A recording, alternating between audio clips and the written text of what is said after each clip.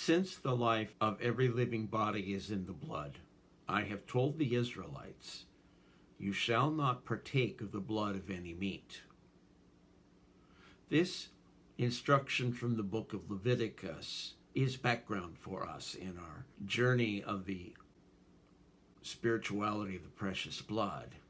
It's something we need to better understand what's going on. Father Robert Schreiter, in chapter 3 of In Water and in Blood, explores this in the book of Leviticus, and he says that the spirituality of the blood depends on the language of the book of Leviticus. It's about undoing damage of sin, dealing with forces over which we have no control, and giving hope and direction in our lives, an acknowledgement of our limitations and our limited time on this earth. And so we study the different sacrifices the ancient Israelites performed with an idea of understanding them better, so we can use that understanding as we go deeper into our spirituality. Purification rituals in the book of Leviticus mean something different than it means to us today. We would see purification as something we do before we go do something sacred. In that time, it was something that we had to do after being in contact with the sacred, after being in contact with the basic forces of life and death. It's more like a quarantine time in our time, or a time of re-entry. We've known quarantine through our experience with COVID quite a bit. And yes, it's a time of sitting out that's frustrating.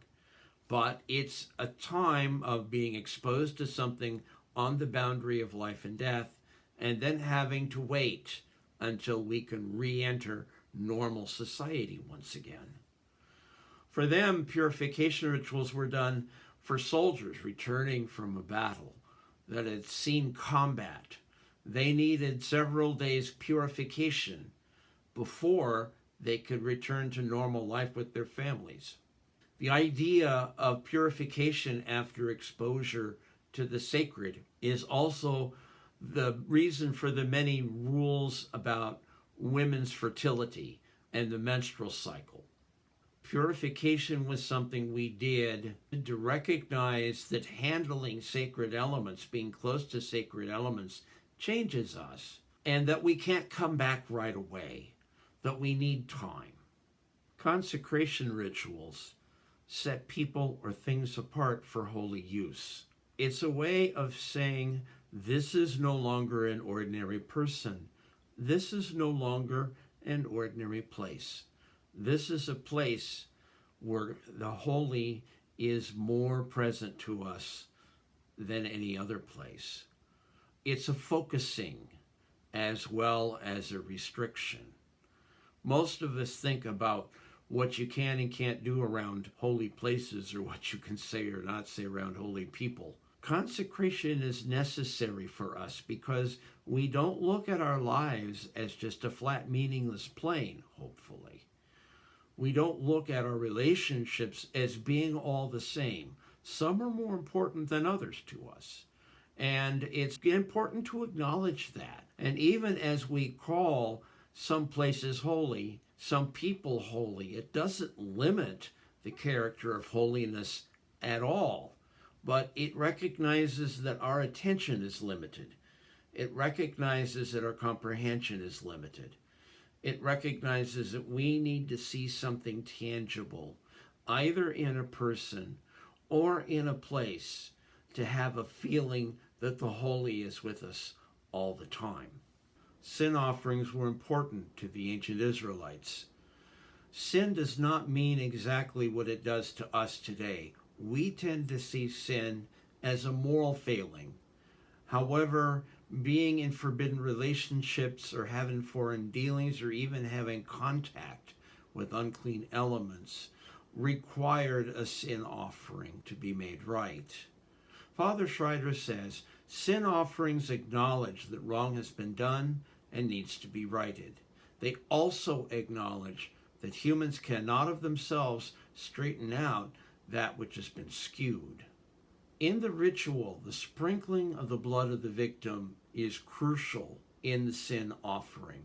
Contact with that boundary of life and death is part of what makes us clean. Father Schreiter says that the blood is a sign that life has overcome the death-dealing acts of sin and that God has raised us above the depths to which we were sinking. This is important to us because guilt and remorse aren't by themselves redemptive. Guilt and remorse are not enough. If we get stuck in them, we can be lost. However, sin offerings are concrete ways of redemption. And also, we as precious blood people are called to walk with people who know the pain of sin and seek the relief of forgiveness. Indeed, we need to do this because we know these things as well. Peace offerings were important as well. And in some respects, peace offerings are the flip side of sin offerings, you might say. They were done to celebrate the fulfillment of a vow. They were done to celebrate the fulfillment of God's promise. And so they take a special place that's similar to our own culture, because we tend to have banquets to celebrate ideas, organizations, people. There was still a sacrifice, and the blood of the sacrifice was important because it was sprinkled on the altar. And a big recognition of a peace offering is where the blessings come from. Not only where the blessings come from, but where all the motivations, where the dreams, where the visions, where the insight, the strength for the journey, all come from the same source. They come from God. It's a community event, and the ritual meal is part of it. Feasting on the meat of the sacrificed animal is an important part of this ritual. We'll have a concept of sacred meal develop more in future episodes of this series. Also, I need to mention that this is a time where the cup of blessing holds prominence for them and for us, because the cup of blessing shared is a celebration of the life God gives us.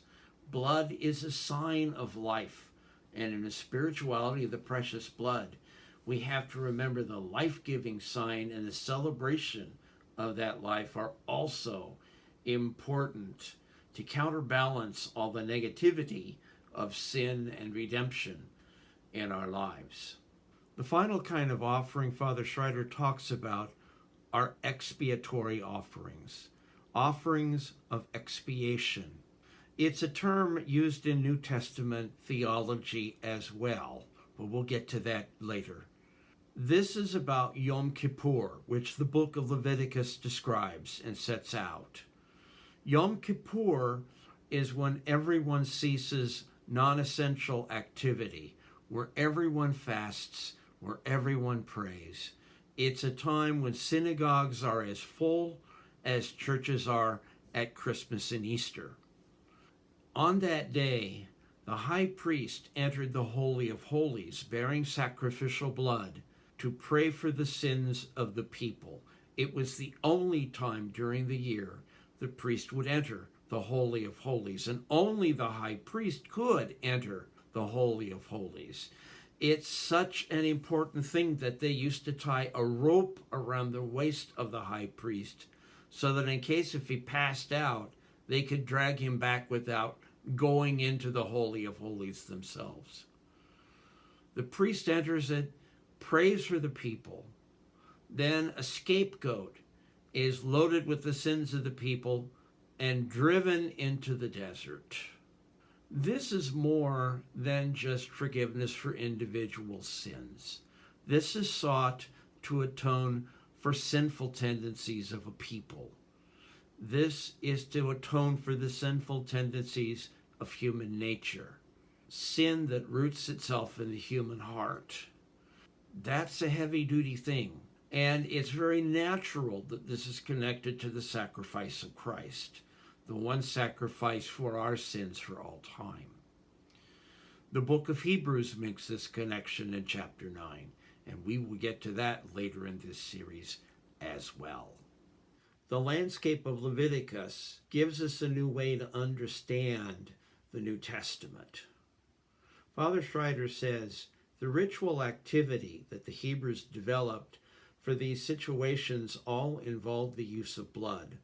For blood carried within its symbolism the same ambiguity about life and death, about potential and limit these situations exhibited.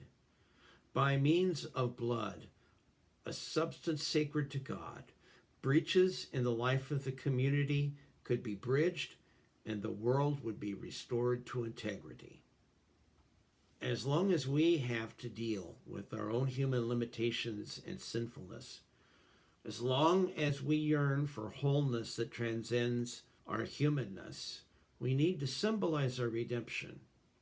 Precious blood spirituality isn't only a celebration of life, nor a brooding on the kinds of death that stalks this broken world.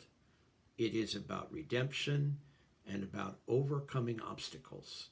It is about liberation from the bondage of our limitations. It is about nourishing dreams of hope, keeps our hearts alive. More we can say about this chapter of In Water and in Blood, and will be said soon. Next Tuesday, we're going to release a video here at this very same place where we're going to expand on some of the things I talked about here. I'll be joined by a couple of other folks, one person very familiar to you all, and somebody new to us, new to our spirituality. Very excited about this conversation. And you can join the conversation as well. Please feel free to leave comments in the comments section below, or to contact us if you have something more extensive to say, or if you have an insight that you think we need to be aware of. So in the meantime, may God bless you, may God give you peace, and may we all find redemption in the precious blood of Christ.